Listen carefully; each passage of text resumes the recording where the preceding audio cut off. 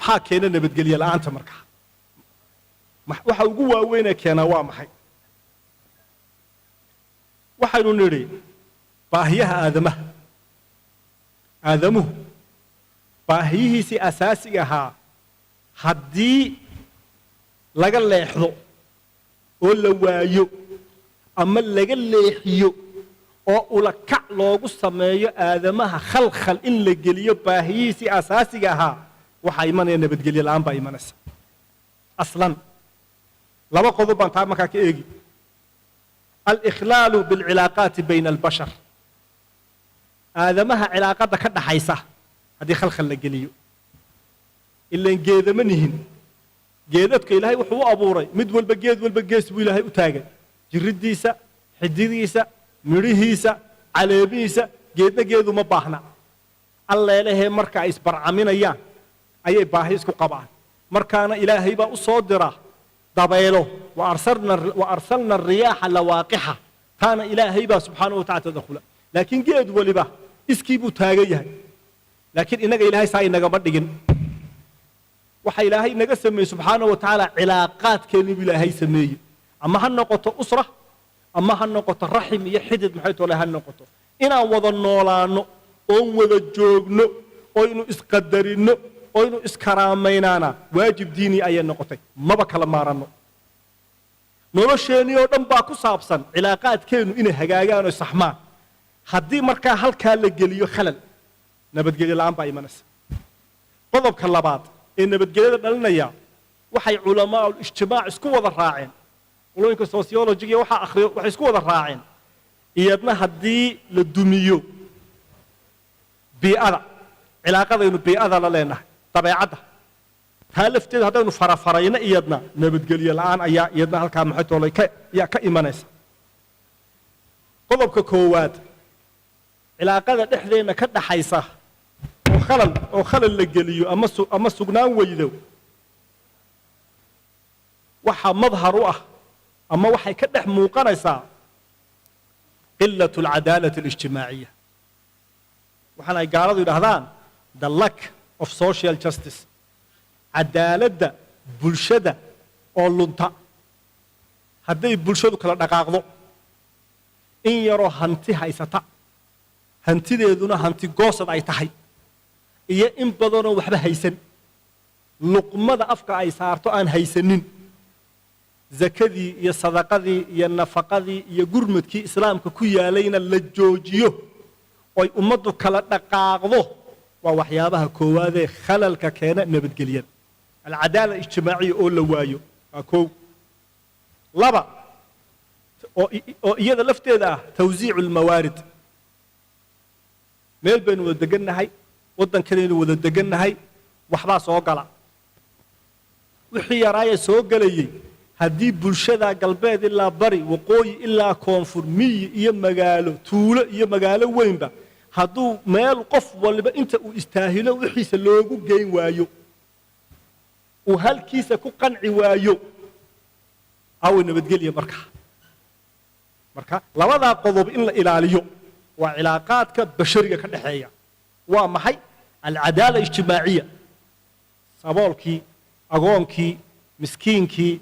armaladii ubadka keligeed korinaysay kii waxbarasho la'aantu ay haysatay caajiskii aan socon karaynin kii gurguuranayay ummaddaasoo idiloo inagu dhex noori inay asaasiyaadkii nolosheeda inay hesho iyada oon baryootamaynin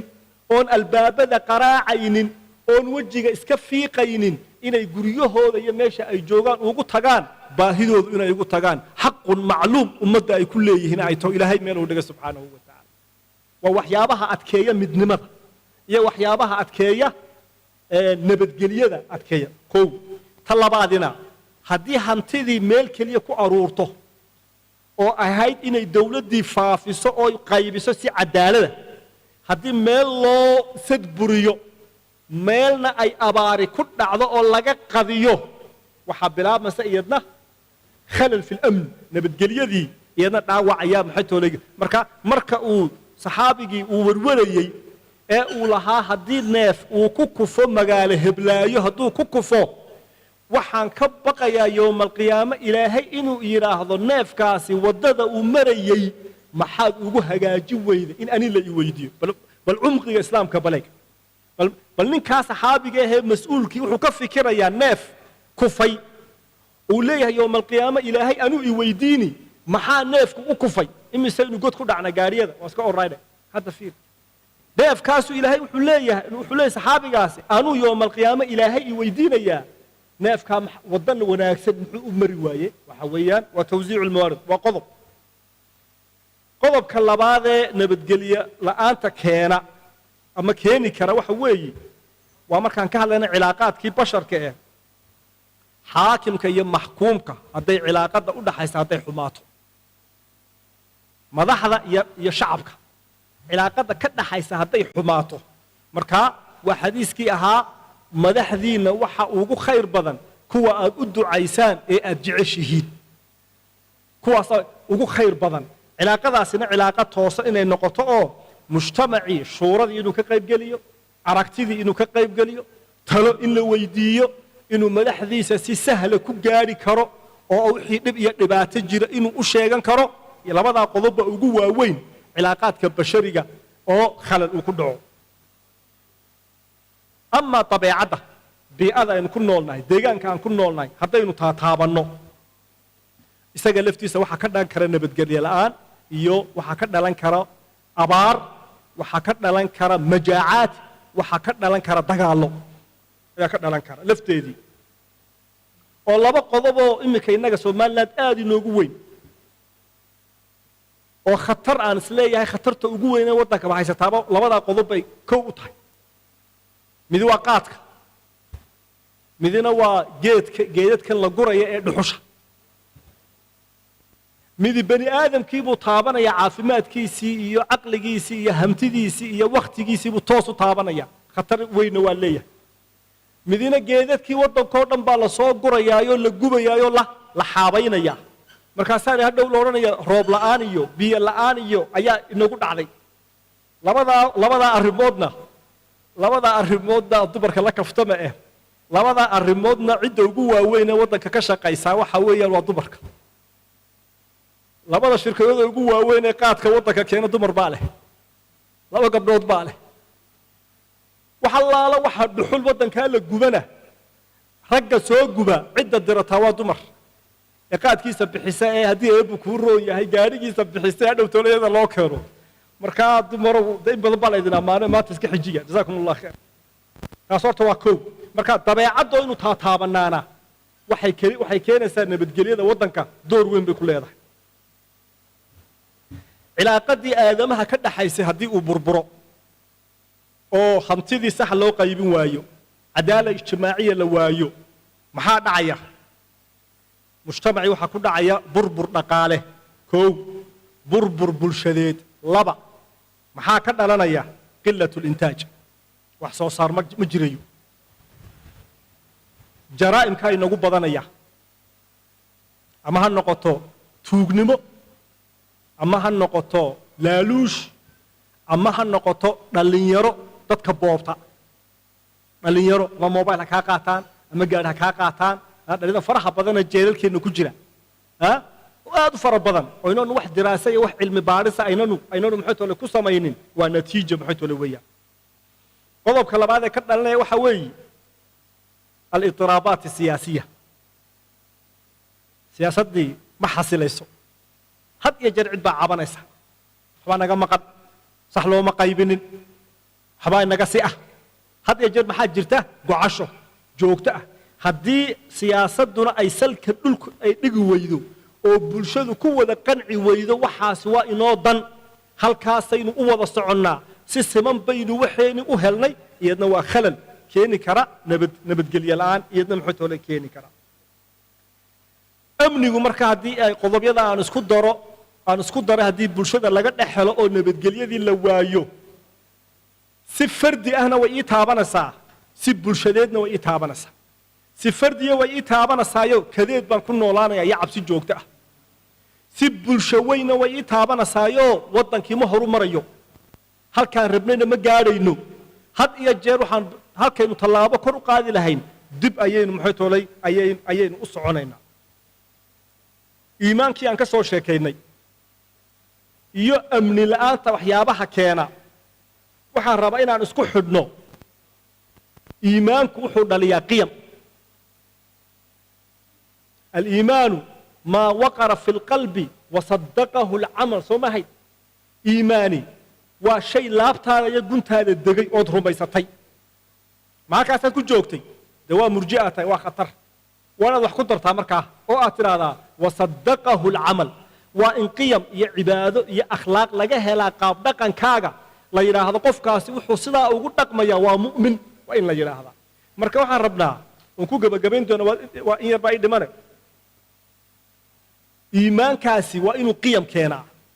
qiyamkaasina waa qiyamka inoo ilaalin doona nabadgelyadeena inoo ilaalin doona qiyamkaasina waa qiyamkii ka dhashay aliimaanu billahi caza wajalla subxaanahu wa tacaala nin faransiisoo falaasifada waaweyn ee faransiiska ah ayaa wuxuu yidhi jack berk ayaa la ydhaha wuxuu yidhi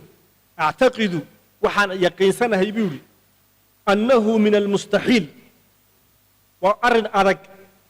ana shacban min ashucuubi yasilu ilaa mustaqbalin saliim bulshooyinka ka mid ihi inay horumar gaadho meel durugsan inay gaadho biduuni ixtiraam wa ixyaa'i alqiyam ilaa ay is-ixtiraamto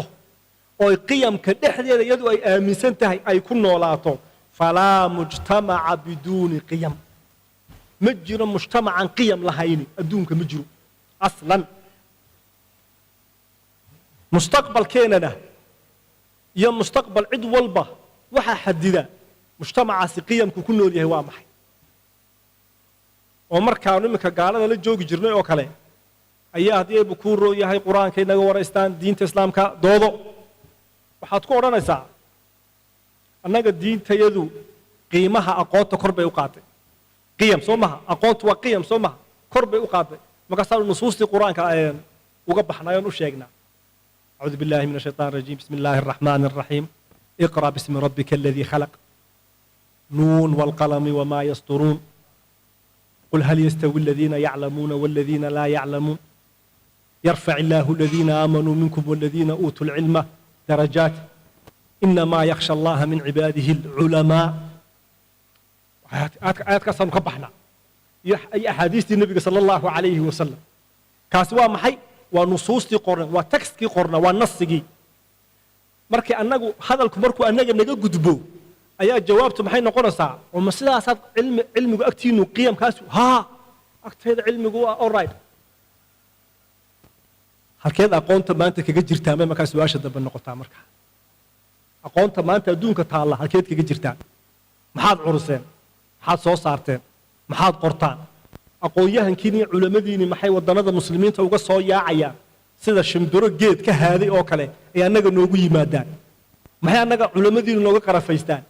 haddaad sidaa agtiina cilmigu qiimo saa ugu leeyahay maxaa idin helay koow laba waxaan u sheegi jirnay haddana cadaaladda islaamku halkuu kaga jiro nusuustii cadaaladda oo dhan baanu haddana akhrinaa qaala allaahu markaas haddana intay qoslaan bay idhahdaan ma halkaasna cadaaladda ka joogtaan ولا يجرمنكم شنآن قوم على ألا تعدلوا اعدلوا هو أقرب للتقوى الله أكبر مركز عدالة نلقى بس مرة عدالة كتير أنك مال وين بينك تعالى هاي ما حد يسكت عنتين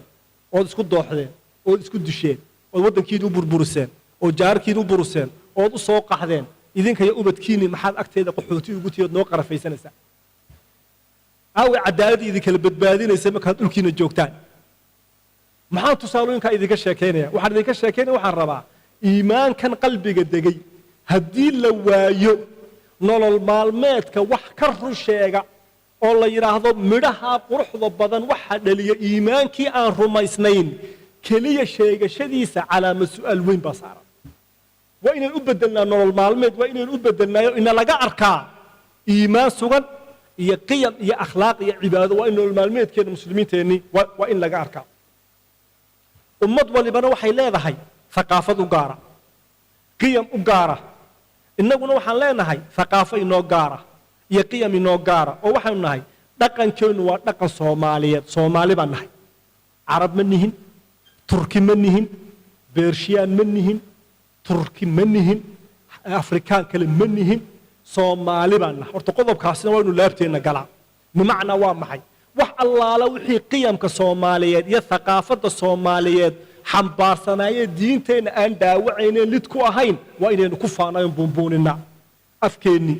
dhaqankeennii suugaanteennii abwaanadeennii huggeennii saynu waxaasoo idili weliba waxyaabaha ummadaheenna soomaali weliba lagu xamta waxaa ka mid a waxaynu nahay dadka ugu dhaqsaha badan ee ka siibta dhaqankooda meel allaala meeshii adduunka aanu tagno marka la iskugu yimaado cid waliba dhaqankeeday ku dhegan tahay soomaali hadduu bakistaani tago sida bakistaanidu u labisan hadduu yaman tago sida yamantu u labisan haddaanu idiin nimaadno inteedada carabtaanu iska xidhanna waa tan waa fiiri war idinku maxaad lahaydeen idinku maxaad lahaydeen soomaalaay ila dadka kalaa lehe adigu maxaad lahayd waad ka faanaysaa marka adigu wixii aad lahayd ma doonaysid waa cuqdatu duun marka horta qodobkaasina inuu laabteenna galo iskuulladeenna iyo warbaahinteenna iyo shirarkeenna iyo culamadeenna dhaqankii soomaaliyeed cidi inagama xigta ee innagaa leh waa inaan ilaashannaa labo shakhsiyadda labaad ee qiyamkeenna ku jira muslimiin baynu nahay markaan waxaan ahay qof muslim ahoo soomaaliyaan ahay marka identitygayga iyo hawyadeeda lay weydiiyo muslimun caqiidatan ayaan ahay soomaali luqatan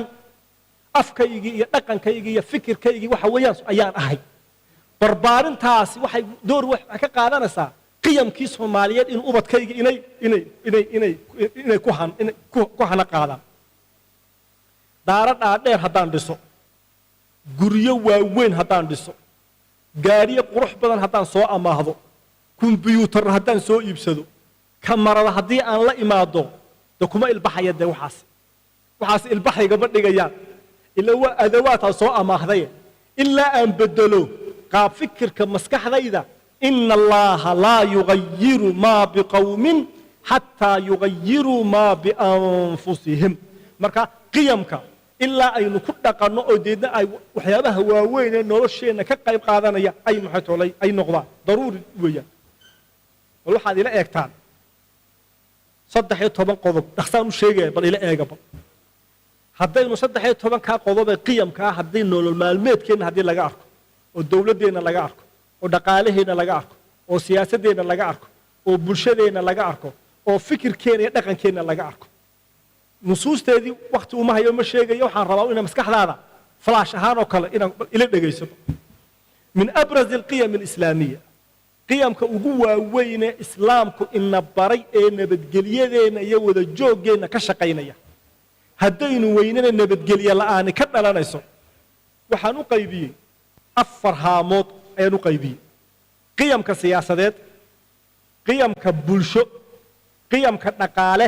iyo qiyamka fikriga iyo thaqaafadda culture-ka aynu intaasoo idilba nusuus qur'aan ah iyo nusuus sunno ay leedahay koow الناحية السياسية قيمك ووين جانبك السياسي تكريم الإنسان ولقد كرمنا إنسان أكتين وإنه كرامة كلية خيرك دونها النقض عدو دونها النقض تولدوا دونها كيمات صابولها هذا مال قبينها هذا الكرامة الإنسانية أكتين إن قيمة كلية لبا وذا تشرق حكمك الشورى في الحكم الشورى في الحكم بيري هوري المسلمين تو أريكا كتجين بيري هوري أي مسلمين تو كتجين dhaawacyada waaweyn ee taariikhda islaamka soo galayna waa markii xukunkii islaamka laga leexiyey ashuuraa laga leexiyey ee uu kali talisnimo uu noqday magacu doonaa ha qaato wixii ka dambeeya markaa waa qodob 3 alcadaala 4 rafdu الظulmi ظلم inaan naco ama aniga igu dhaco ama qof kale ha ku dhaco الحرية oo qofku inuu go'aanku doono qaadan karo oo uu dhawaaqu doono ku hadli karo hadduu qaldamo waa la sixi laakiin qofka inaan la daboolin carabkiisana aan la xidhin qodobka ugu dambeeya ee annaaxiya siyaasiya waxa weeyaan almusaawaa hantida maaha risqiga maaha kaa ilaahay baa kala fadilay laakiin almusaawaa maxay amaama asharci waalqaanuun wixii inoo yaalay inaynu u simannahay markaynu hor nimaadno een cid qofna si gooniya loogu xaglin qofna si gooniya dulmi aanu ugu dhicin bimacnaa tusaale yar jago yar baa lagu murmay halkan waxa ku murmay nin maalqabeen ah iyo mid yaroo saboola ku murmay maxkamaddii baa la isla tegey islaantii yareed ee halkaa ku murmaysay jagadaa yar ciyaalkeeda rabtay inay u soo dhiciso ee maalqabeenku uu kula murmay maxkamadda marka ay tagaan inay sidnaadaan oo xuquuqdii dhabtahay la kala lahaa laakiin aanay dareemin qofka aan waxba haysan aanu dareemin halkaa xaq ku heli maysid xaqaagii heli maysid cidna laaluushi kari maysid maalinba ku noqnoqon kari maysid ka maalqabeenkuna uu dareemo ilbidhiqsi inuu ku qaadan karo waa waxyaabaha nabadgelyadana saara dulmigana maxay tolay faafiya taas waxa weeyaan waa qiyamkii lixdii qodob ee ugu waaweynaaye qiyamkii siyaasiga ahaa bal qiyamka bulshada ila eg waydin yaabi cidna marti uma nihin muslimiin haddaan nahay aqoonta islaamka laakiin waynu nacnay diinteenni ma akhriyayno cilmigeenni ma akhriyayno ma eegayno waxaynu rabnaa inaynu soo amaahanno had iyo jeer dad kale afkaartooda alcadaa annaaxiya alijtimaaciya xagga bulshada kow maxaa ka ah alusra qoyska maantana dubbaha ugu weynee muslimiinta la rabo in lagu kala burburiyaa waa qoyska halka la rabo dubbuhu maanta halkuu ku dhacayaana waa qoyska oo dumarkiina la rabo gooni in loola baxo raggiina gooni loola baxo deedna labadaa la isku diro alusra qiimaha islaamku uu qiimeeyey hooyga muslimka ah zawjka iyo zawjadda waa qiimo labo sawnu xaqi lmar'a gabadha xaqeeda in la siiyo lana buunbuuniyo zamankaynu maanta aynu joogno weliba sheekh cabdilxaliim abu shuqa 16 sano wax ka badan wuxuu qorayay hal kitaab maalintuu gebagabayna raxmatullahi caleyh tiisii baa timid kitaabkiisa waxaa la yidhaahdaa taxriiru lmar'a fii casri risaala nebi maxamed sala allahu calayhi wasalam oo qaaday calankii xoraynta ruuxa dumarka ah xuquuqdeediioo kaamiloo siiyey 12 mujallad buu kitaabkii noqday oo cumrigiisii oo dhan wuxuu ku dhammeeyey maadaam uu arkay waranka gaaladu maanta inuu halkaa inuu maxay tolo inuu ku dhacayo inuu gaashaankii islaamka kitaabka iyo sunnada inuu waranka gaalada inuu kaga qabto gabdhaheena waxaan ugu baaqayaa inay halkaa aqoon badan inay u lahaadaan xuquuqdiinna diintu maxay ka tidhi sunnadu maxay ka tidhi fiqigu muxuu ka yidhi inaana cidina idiin noqon afhayeen idinku xuquuqdiinna aad u doodaan cid allaale ciddii wax aan diintiinna khatar ku ah ku habashana cidda koowaadee tidhaahda maya inaad noqotaan dad cilmi iyo aqoon sharciyan qodobkaasna waa daruuri qiimaha saddexaad ee aljaanib alijtimaaci waxa weeye waa soo sheego waa social welfareka iminka 4 waddan ee iskandinaafiya la yidhaahdaa social welfare bay leeyihiin soo maha hadda markuu cumar bn khataab radia allahu canhu uu leeyahay hooyo kasta oo ubad dhashay ilaa ay ubadkaa ay naaska ka jarayso anigaa mas-uuliyaddiisa iyo caanihiisa iyo noloshaaba anaa qaba ha laygu qoro muslimiinta markuu cumar uu leeyahay imisuu ka horreeyey marka uu leeyahay khulafadii muslimiintu qofkii aan guursan inan iyo inanba aan guursan ee doonaya inuu guursado baytulmaal ilmuslimiin baan ka siinaya ha iskeeno marka uu leeyahay qof kastoo noo shaqeeya dowladda u shaqeeya oon haysan hoog iyo guri uu dego annagaa u dhisayna haddaanu muslimiintii dowladdii muslimiintani ha noo yimaado qiyamkaa goorma muslimiintu ka hadlay goorma laakiin aaway maanta halkeebay maanta ka jirtaa iyo qiyamkaa ku noqoshadeeduna mujtamacuu dejinayaa mujtamacu nabadgelye xaqiiqiya ayuu helayaa qofku baahiyihiisii asaasiga ahaa ayuu kari waayey markuu helo cid la qabata oo una minnad sheeganaynin una gallad sheeganaynin u aaminsan xaqullaahi inuu yahay qofkaasi inuu maxay tolay inuu helo almas-uuliya ijtimaaciya waxaa soo hoosgelaya alxisba waxay muslimiintu u yaqaanaan alamru bilmacruuf wannahyi can ilmunkar ma aha arrin qofku markuu doono samayn karo markuu doono uu ka tegi doono bal culamada mucaasiriinta ah iyo culamada qadiimka waxaan ka akhriyay shantii arrimood ee waaweynaa islaamku ay tahay inuu ilaaliyo addiinu walnafsu walcaqlu walcirdu walmaalu shantii qodob waxay yidhahdeen hal qodob ha lagu daro oo ha lagu ijtihaadadee ila ijtihaadku ilaa yowma alqiyaama uu soconayaaye shan yaan lagu joojin maqaasidu lislaami alkhamsa ha laga dhiga bay yidhahdeen maqaasidu lislaami sitta maxay ku dareen alamru bilmacruuf wannahyi can ilmunkar oo waa maxay wax allaale wixii qiyamkeenna iyo diinteenna lid ku ah inaynu baaq dheer iyo dhawaaq dheer inaynu nahno may naga daaya wax allaale wixii wanaag ahna inaynu isku sheegno innagoon cidna uga habranaynin cidna uga baqaynin cidna uga xishoonaynin aadaabtii shalay sheekh cabdinaasir inoogu sheegay aadaabu nasiixana u marayna oo jidkeedii u marayna laakiin waa inay inagu jiraan weliba dadka ummadda u taliya ama culamada ama maalqabeenka ama salaadiinta bulshada odayaasha u ihi inay ku dhac inay u leeyihiin arrinkaasi nama qabto diintaydii buu dhaawacayaa qiyamkaygii buu dhaawacayaa hana laga joojiyo idan taasina waa maxay waa aljaanib alijtimaaci oo taa inaynu ku dheganaano jaanibka iqtisaadiga ah qiyamka soo hoosgelaya jaanibka iqtisaad ee nabadgelyadeena adkaynaya taqdiisu alcamal annaafic inaynu isku boorino ubadkeena aynu ku barbaarino shaqadu sharaf inay tahay in la shaqaystaa sharaf inay tahay wax allaala wuxuu doono shaqadu ha ahaato halkanaad maanta joogtaan soo maha hargeysa bal dhalinyaro dhegaysta i yar yamani baa idiin soo qaxay suuriyaan baa idiin soo qaxay qolooyinkan aynu etoobiya way hore bay noola joogeenba allahu lmustacaan yaan ka tegaya bangladesh baa idinla jooga hindi baa idinla joogta bakistaani baa idinla joogta china yimid imika oo buurihiina dhagxanta ka gurta allahu lmustacaan war micid baan ka tegey kenya baryaanu generaalkii noo cadhoone ku dar kowdha hadda fiiri haddaadeer waxaasoo dhan baa idin yimid intaasoo ummadooda halkaa maanta maxay tolo idinku timid qof qatani kuma jiro bilaa shaqihii kuma jiro qof walba wuu ka lahaayo dollar buu halkaa ka xawilaa ma xawila hadda shin somaliland dollar buu halkaa ka xawilaa mid waliba shirkadaha xawaaladaha la weydiiyo hadday xogtayda siinayaan bal inta la xawilo bal waddankaas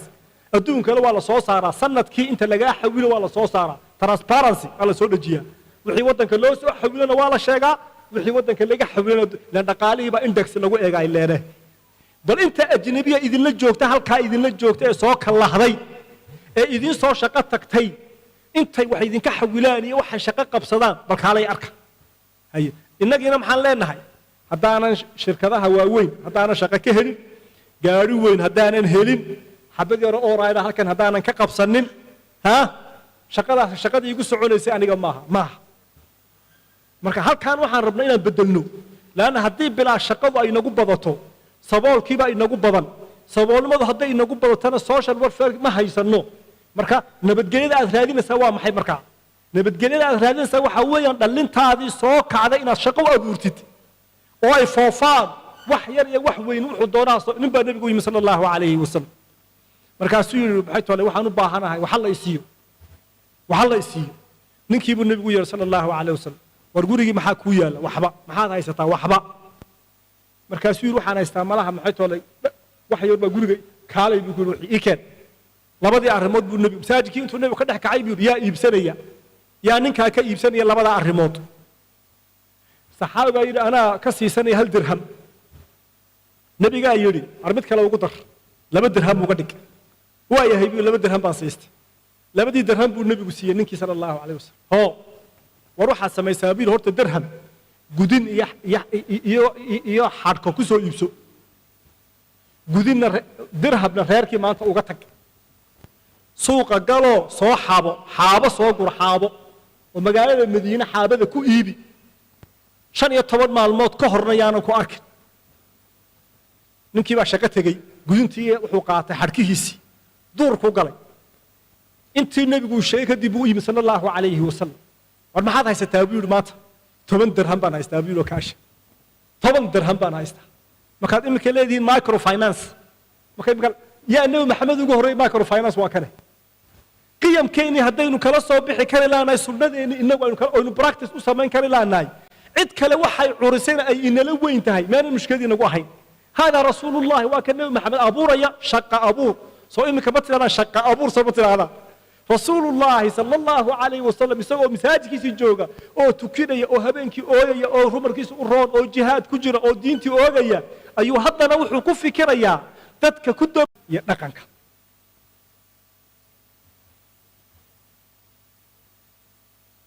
كوب هذين إمك statistics يسويدينه 4 مليون باتران سومال ذو يجوجا أوكي إمسا وحقرا إمسا أنا وحقرن أنت أنا وحقرن وإمسا وحنا قرن وحنا أنا آخرين مجتمعين وترى أنت اللي بتح ومالها وقلت ترى بدنا دوكا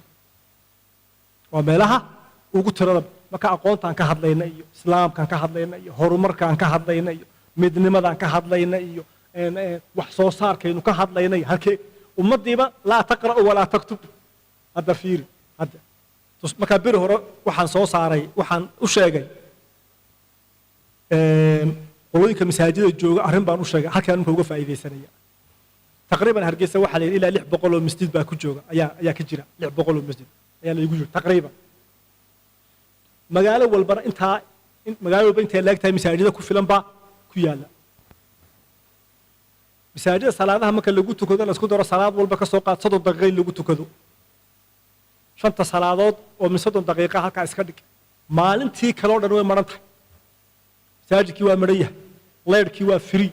biyihiisii waa free gogoshiisii waa nadiif haddaynu nahno masaajid waliba xaafadda uu joogo hooyooyinka jooga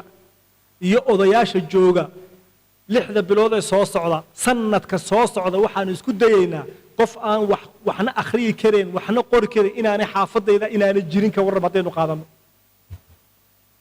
oo imaamka masaajidka jooga ardayda la kula tukata masaajidka uu yiraahdo kontonka hooyo wax u dhig 20ka oday adigu wax u dhig u bilaaw alif baata u bilaaw u dhig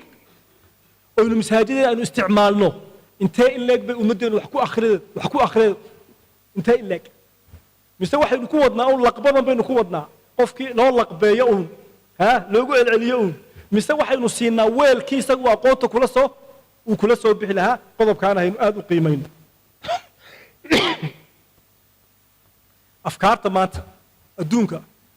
أدونك مانت حضارة الرجال بيت كحركعيسة ولا منازع كنت بكاس كل شيء إنه اسمها ذنين ثقافة مانت هي أقوى تمانت وأثار الرجال بيت كلو سميني ويا أما القرآن أما فيلم كوجيلان أما بواق كوسميان أما قاب الثقافة هكذا مانت لو سميان إسلام كينا وعيريا إنه إسكا عابيو ثقافة دا إنه محيطه يسوي إسكا عابيو يسوينا لا عيريا سو قلتانك وإنا سوق على فكر كاسنا خطر بونا بتقليد يدك إياه أنا ضد وادد مسلمين وادد موحدين وحي عن صور شيء وقيم marka qiyam kale loo soo waarido oo dad maskaxdoodii iyo caqligoodii la soo mayray loo soo dhiibo hanti iyo lacagna loogu soo daro goobo iyo meelana loogu durmaantumo deedna la yiraahdo hadii eebu ku rooyahay ha lagu daawado de marka uu dhawaaqu bato halkaana khatar baa ku jirta marka dadkan fikrigooda iyo thaqaafadooda in la ilaaliya islaamku sida uu qabo waa nabadgelyo fikirka iyo dhaqanka dadkan oo la isku dayo in la bedelaana waa nabadgelyo la'aan qodobkaasina si cad aynu u sheegno oo aynu u waadixino isagana